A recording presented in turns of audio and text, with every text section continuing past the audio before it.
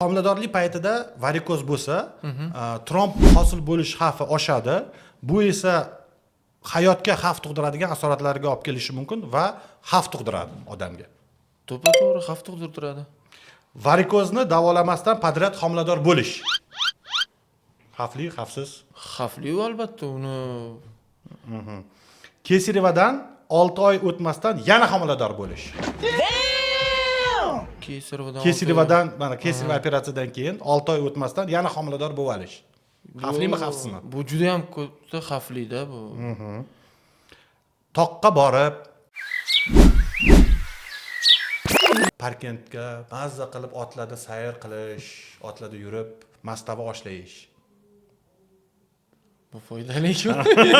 Buni Prinsipi mana shuni aytaman. Shuni darsa aytib ketmoqchi. Varikoz oldini oladimi bu?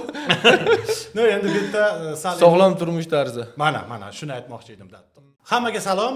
Varikoz va haqiqat podkastida hammalarni ko'rgandan xursandman. Bugun men juda o'zimga yaqin tutgan odamim, hamkasbimiz, ginekolog Shomirov Dilshodni chaqirdim ko'rsatuvga. Dilshod, sizga rahmat va mana shu obunachilarimga, do'stlarimga o'zingizni tanishtirib o'tsangiz. Men Shomirov Dilshod Abduhamidovich, akusher-ginekolog, endoxirurg, urolog, vrach, oliy toifali vrach va fan nomzodiman. Hozirgi kunda shu Respublika ona va bola ilmiy amaliy tibbiyot markazida operativ ginekologiya bo'limida bo'lim boshlig'i bizlar shu yerda faoliyat olib boryapman. Hozirgi kunda yana doktorantura bo'yicha nomzodlik dissertatsiyasini yo'qlash etapidaman. Shu o'zimni ozgina qo'shib ketsam maylimi, Dilshod? Bundan tashqari Dilshod mani ham yurtim, ham shaharim Parkentli. Parkentda o'zi yomon doktor chiqmagan, ayniqsa xirurglar. Va men tan olgan, men bilgan o'zim ustozim Abduhamid Qo'chqorovich Shomirov, buni ko'p obunachilarim bilsa kerak. Shularning o'g'illari qo'li gul, так что вот shunaqa ulug' yaxshi odamlarni chaqirib turamiz ko'rsatuvlarimizga. Dilshod, endi men bu ko'rsatuvning maqsadi asosan shu varikoz haqida.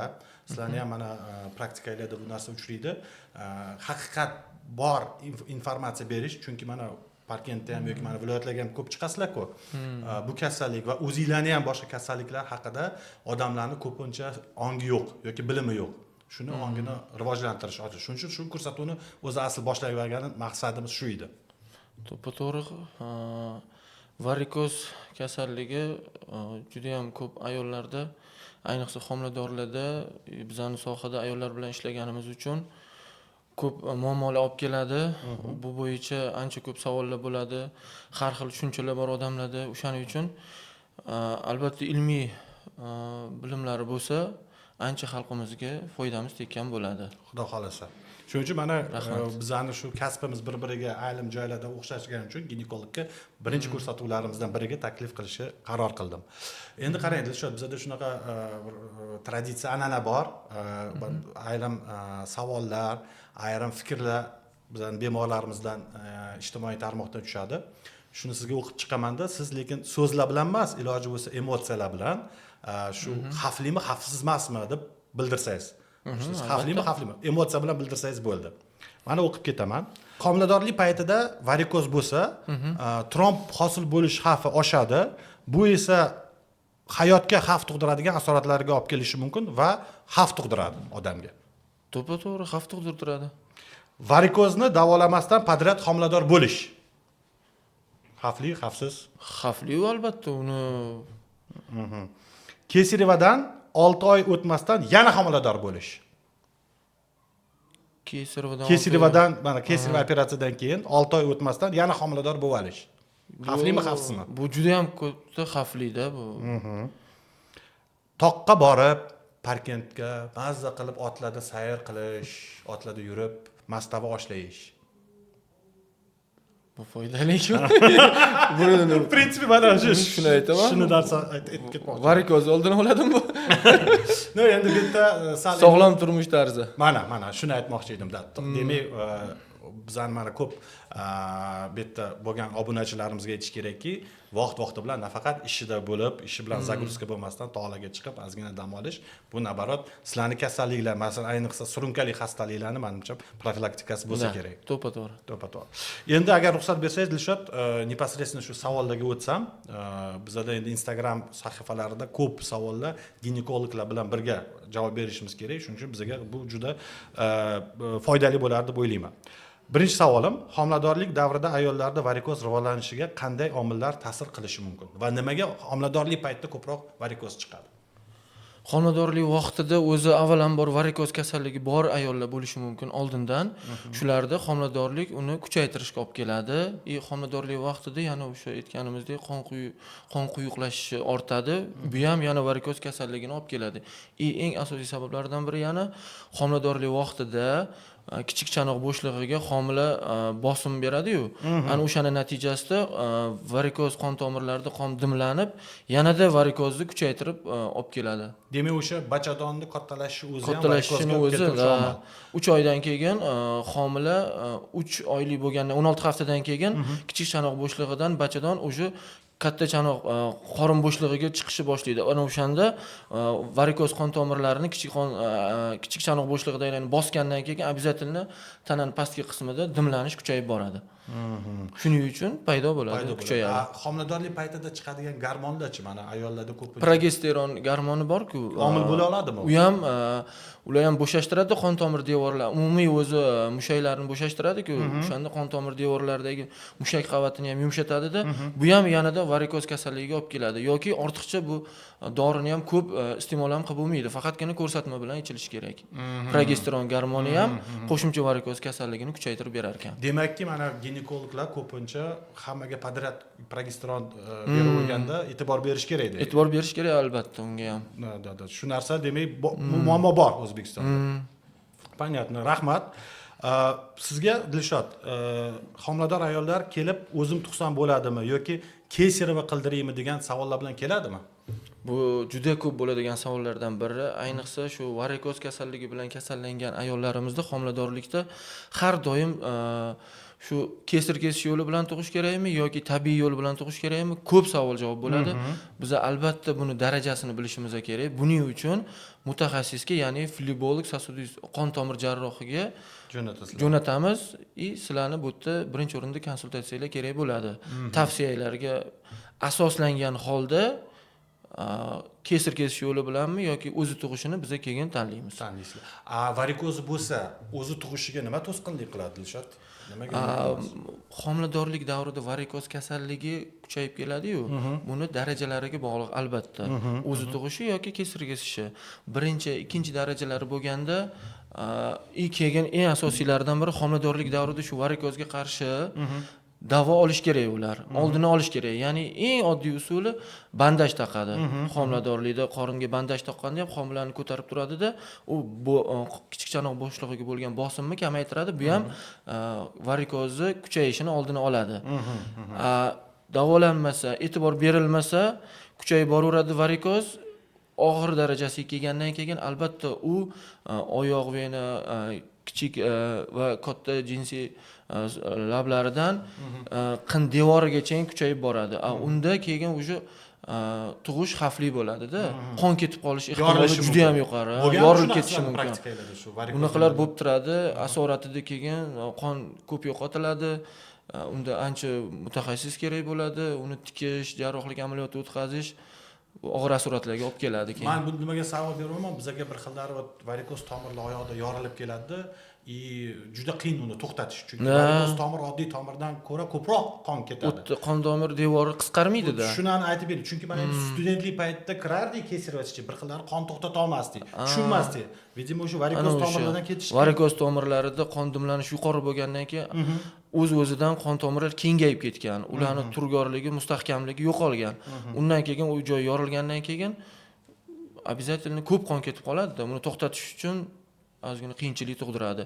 Ayniqsa o'sha bachadonning devorlaridagi varikoz qon tomirlaridan ketgan qon, u o'ta qon aylanish juda yuqori bo'ladi-da. O'shaning uchun ko'p qon ketib og'ir asoratlarga olib kelishi mumkin. Daji bachadondan ham ayrilib qolish ehtimoli yuqori. O'shandan keyin. Bu demakki, oddiy qilib aytganda, varikoz tomirlar bo'lsa, iloji bo'lsa uni davolash kerak va varikoz katta bo'lsa, ayniqsa qin sohalarida chiqib ketgan bo'lsa, o'sha tabiiy yo'l bilan tug'ish xavfli yuqori, juda ham xavfli. Shuning uchun sizlar o'sha holatlarda flebolog bilan maslahatlashib kesirova yo'lini tanlaysizlar. Tushunarli. Varikoz profilaktikasi haqida aytib ketdingiz. Varikoz homiladorlikni qaysi davridan boshlab shu profilaktikalarni qilganimiz ma'qul bo'ladi? O'zi varikoz kasalligi bor bo'lsa oldindan, homilador bo'lishdan oldindan boshlash kerak edi. Homilador bo'ldimi, уже boshlash kerak bu narsani. Lekin aytmoqchiman, strogiy rejim deydi-yu. Shu 16 haftadan o'tdimi homiladorlik, o'shanda varikoz kuchayishni boshlaydi. Boya aytib o'tganimdek, homila qorin bo'shlig'iga chiqishni boshlagandan keyin kichik chanoq bo'shlig'ini to'liq egallab bo'ladi-da. Shuning uchun 16 haftadan keyin уже boshlash kerak. Flebolog va ginekolog nazoratida strogiy rejimda turish kerak. Bo'ldi, tushunarli. Keyingi savolimizga o'tamiz. Homiladorlik davrida varikozning oldini olish uchun qanday choralar ko'rish mumkin? Agar mumkin bo'lsa o'zim aytib ketaman. Rahmat. O'zim aytib ketaman, chunki varikozni homiladorlik paytida deyarli profilaktikasi yo'q. Varikozni tabletka mazla bilan biz davolay olmaymiz va afsuski boya Dilshod aytganidek, varikoz bor bo'lib turib, siz homilador bo'lib qoladigan bo'lsangiz, xuliga o'sha qon ketish, tromb bo'lib qolish o'sha xavfi sizda bor. Shuning uchun meni maslahatim albatta oyoqdagi varikoz, qin sohadagi varikozlar bo'lib, ularni davolab, keyin homilador bo'lish va homiladorlik paytida sport bilan shug'ullanish kerak. To'g'ri. Rahmat. O'z javob berar ekansiz? Rahmat. Endi meni savolim ekanda bu, shunaqa. Endi Dilshod, ozgina sizni sohangizga o'tadigan bo'lsak, o'zi jami homiladorlik paytida, homiladorlikdan tashqari ko'proq qanaqa kasalliklar bilan sizlarga ayollarimiz murojaat qiladi? Statistika bo'yicha. Varikozdan tashqari. Varikozdan tashqari O'zbekistonimizda hozir eng ko'p rivojlanganlardan biri kam qon kasalligi, anemiya deyiladi. Taxminan statistika bo'yicha 70-80% ayollarimiz, 90% gacha ham viloyatlarda hammasi kamqonlik bilan kasallangan. Undan tashqari buyrak xastaliklari, shamollash, siydik yo'llari, buyrak xastaliklari bilan juda ko'p murojaat qilishadi. Asosiy qismini shular tashkil qiladi. Yana nima kasalliklar bor? Endi yurak kasalliklari bor. Keyin qon ivish sistemasida bo'ladigan, ya'ni trombotsitopatiya deyiladi. Qon quyuqlashib ketadigan. Qon quyuq yoki suyuqlashib ketadi-da, vaqtida tromb hosil bo'lmaydi-da. Ko'p qon ketib qoladi ularda. Ana ularda bor. O'smalar, ular o'smalar ham bor. Hozir ayniqsa ko'krak endi bezi o'simtalari. Men nimaga bu savolni berdim? Hajmda gapirsak, mana aytib o'tgan kasalliklaringiz, mana qon yig'dingiz, yurak qon tomir, shularning orasida foiz bo'yicha varikoz necha foiz tashkil qiladi? Taxminan. Endi bu obunachilarimiz uchun-da. Varikoz 50-55% oxirgi statistikalar bo'yicha. Chunki bizda ham ayollarimizda почти hammasida varikoz bor, ko'p qismida. Keyin ko'pchilik e'tibor bermaydi, sababi varikoz kasalligi aynan teridan chiqib turgan qon tomiri bilan belgilanmaydi-da. Ichki qon tomirlarda ham varikoz kasalligi bo'lishi mumkin. U narsalar boshida bezovta qilmaydi, ko'rinmaydi ko'zga. O'shaning uchun keyin homilador bo'lgandan keyin bu yuzaga kelib chiqadi-da, kuchaygandan keyin og'ir darajalarida. Demak, Dilshod, men taxmin qilib bu ko'rsatuvlarni ham boshladim. Sababi haqiqatan ham varikoz haqida odamlarimizni ongi unchalik baland emas ekani, ayniqsa biladilar. Mana gapingizdan bilib turibman, chunki 50% homiladorlik asosiy kasalligi bu varikoz. Varikoz juda ham ko'p. Borgan sari yana bu statistika bo'yicha ham ortib boryapti. To'g'ri ish qilibsizmi ko'rsatuvlarni boshlab? Albatta. Rahmat. Endi qarang, yana bitta savol bermoqchiman. Sizda o'zingizni praktikangizda shunaqa holat bo'lganmi? Sizga bemor keladi, sizga bir g'alati gaplarni gapiradi-da, siz javob bera olmay o'ylab qolasiz. Shunaqa holat bo'lganmi yo'qmi?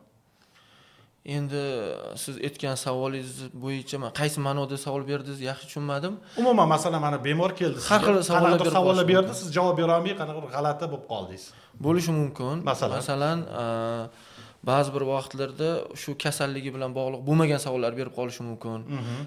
Masalan, bo'lishi mumkin, bizda keladi, homilador emas, masalan, mioma bilan bo'lishi mumkin. Lekin yuragim og'riyapti yoki belim og'riyapti, shunga bog'liqmikin deb qoladi. Men endi bu qo'shimcha mutaxassislar bilan hal qilinadigan savolda, masalan, bo'lishi mumkin, buyragidan bo'lishi mumkin yoki ichaklaridan bo'lishi mumkin.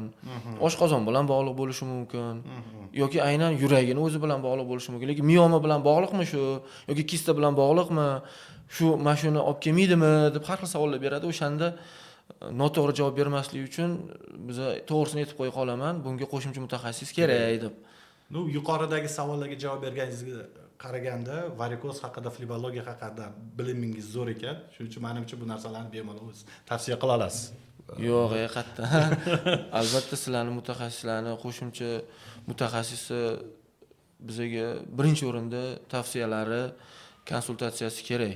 O'zingiz ham bilasiz, mana ba'zi bir vaqtlarda bo'lgan, o'sha kesir kesish vaqtida bo'ladi. Necha martalab qon to'xtata olmay qolinadi. O'shanda bachadonga kelayotgan magistral katta qon tomirlardan boylash kerak bo'ladi. Shularda albatta sizlarni yordaminglar kerak bo'ladi biza. Ayniqsa keyin yana oyoq qon tomirlarida bo'lgan, mana o'zimda ham taxminan bir 7 yilcha oldin kesir kesish amaliyoti bajarganman. Kesirvadan kelgan hammasi yaxshi, idealniy o'tgan kesirva, asoratsiz 3-sutkasiga oyoq o'sha son qon tomirida tromb bo'lib qolgan. Keyin kelib o'zingizlar yordam berib, operatsiya qilib qon tomiri ham yopilgan. Sababi qon tromb yuqoriga chiqib ketsa, uni asorati yo'qman. Daji eng og'ir o'limga ham olib keladi. Endi achinarlisi o'sha ayol ham menimcha o'sha davolanmagan varikoz bilan yurgan. Vaqtida bilmagan, e'tibor bermaganda. Endi Dilshod, ozgina o'zingiz haqingizda gapirib bersangiz, men doim havas qilardim. Oramizda menimcha 3-5 yil farqimiz bor. Lekin men уже 40 dan oshdim. Siz ham 40 ga kelyapsiz. Zo'r formada ekansiz. Hayot tarzi qanaqa sizda? O'zingizga qanday qaraysiz? Nimalarga rioya qilasiz, nimalarga rioya qilmaysiz? Qanaqa aytadi-ku, vredniy привычкалаringiz bor. O'zingiz haqida ozgina aytib bersangiz. Endi bizda shu sohamizga bo'lgan nima deydi? Muhabbat deydimi, e'tibor, как hobbi-da menda bu soha. Shu sohaga juda ham berilgan bizlar. Sababi yana aytib o'tganingizdek, shu ota kasb, gendan o'tgan, o'shaning uchun maksimal ravishda shu sohaga berilganmiz. O'zimizga ko'p e'tibor bermaymiz.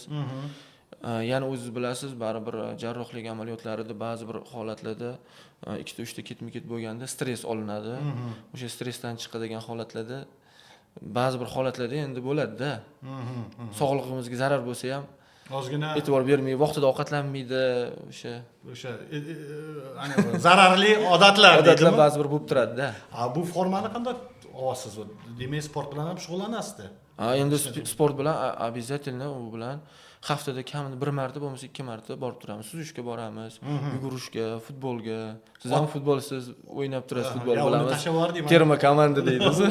Ketdi u narsalar. Harakat qilamiz ushashga, chunki o'zingiz bilsangiz kerak, qancha organizmda o'sha indeks massa teli deydi-ku, normada bo'lgan sari organizm sog'lom bo'ladi-da. Qancha semizlik bo'laversa, shuncha kasallikka chalinish organizmda yuqori bo'lib boraveradi. Bu adabiyotlarda hamma joyda yozilgan. Shundan kelib chiqqan holatda, men aytmoqchi bo'lganim, ota-onalarga o'zlarining qizlariga qaraganda nima maslahat bera olasiz? Homiladorlikdan oldin va homiladorlik paytida. Bu yerda endi ko'proq savolim men lo'nda qilib, masalan, betonga o'tirma, zaxda o'tirma degan holatda qanaqa maslahat bera olasiz? Homilador bo'lmasdan oldin xotin-qizlarimizga homiladorlik paytida. Tavsiyalarimiz juda ko'p.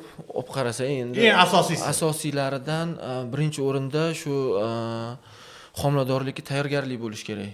Bu degani shu sog'lom bo'lish kerak, har tomonlama aytganimdek ginekologik kasalliklar bo'lmasligi kerak. Qo'shimcha kasalliklar ham bo'lmasligi kerak. Shu tomondan e'tibor berish kerak. Ba'zi bir ayollarimizda bo'lib turadi, turmushga chiqadi, turmushga chiqquncha ham qizlik davrida qancha vaqt yuradi-yu ular endi masalan ota-onasining yonida bo'ladi. Onalarimiz shu menstruat siklini o'zgarishlari bo'ladi. E'tibor bermaydi ularga. Uncha e'tibor berilmaydi-da. Turmushga chiqsang o'tib ketadi deydi yoki kista bo'lib qolsa, u ham so'rilib ketadi deb uyalishadi-da endi ginekologga borishga. Endi bu zamon talabi deb o'ylaymanki, qiz bola bo'lsa ham baribir bo'lishi mumkin bo'lgan kasalliklarda bular. Shularga ozgina e'tibor berib, vaqtida ginekolog bilan maslahatlashib turib olinsa, ko'p narsani, asoratlarni oldini olgan bo'lardik deb o'ylayman. Homilador bo'lgandan keyin e'tibor berish kerak. Homiladorlikda o'zini ovqatlanish rejimi bor, albatta. Bu boya aytganingiz kam qonli kasallik. Bu ham ko'p qizlarimizda, ayollarimizda ovqatlanish rejimi buzilgan deydi. VOZ bo'yicha yozilgan birinchi o'rinda tabiiy ovqatlar e'tibor berish kerak ovqatlanishga. Iloji boricha uyda qilingan ovqatlardan yeyish kerak. O'zini shu anaqasida, kuxnyasida qilingan ovqat bo'lsa, menimcha o'ylayman, foydali vitaminlarga boy bo'ladi.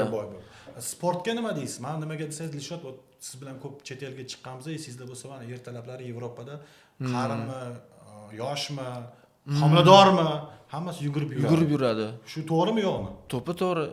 Bu yugurganda o'zi bilsangiz kerak, mushaklarni mustahkamlaydida, varikoz kasalligi aynan o'sha mushaklarni harakatidan varikozni oldi olinadi. Chunki vena qon tomirlarining harakati mushaklar bilan bo'linadi. To'g'rimi? Agar adashmasam, biz shunaqa o'tgan edik. Demak, mana biz bir xillari bizga homilador ayollar kelganda sport bilan shug'ullansam bo'ladimi deganda, biz nabarot shug'ullan deganimiz to'g'ri ekan. Albatta. Ginekolog sifatida nima deysiz shunga? Faqatgina qarshi ko'rsatmalar bo'lish kerak emas. Mana yo'ldosh ko'chgan bo'lishi, bola tushish xavfi bo'lish kerak emas. Yoki bir kasalligi bo'lish kerak emas-da. O'tkir grippmi, mana COVID tarqalib ketdi-ku, o'sha shunaqa o'tkir kasallik bilan o'sha paytda kasallanmagan bo'lsa, albatta sport foydali. Uy ishlari, mana oddiygina xato, uy ishlari ham ayollarimiz uchun menimcha yengil sport turi. Ayniqsa viloyatlarda. To'g'ri. Dilshod, qanaqadir balkim tadqiqot bor yoki nima bormi? Bu ham ko'p tushgan savol. O'zi necha marta tug'sa bo'ladi? Sizni opitingizda nechta tuqqan ayolni ko'rgansiz, чисто практически. Вообще nashriyotlarda, qanaqadir adabiyotlarda necha marta o'zi tug'ish mumkin? Endi bu savolingiz juda ham nozik savol. Sababi fan bo'yicha javob berish boshqa, sharoitga qarash kerak.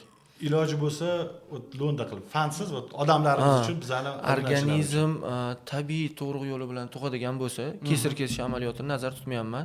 Tabiiy tug'ruq bilan tuqqanda o'zi oldindan hamma bilsa kerak, standartimiz bo'yicha kamida 2 yil orasida muddat bo'lish kerak farzandlarni.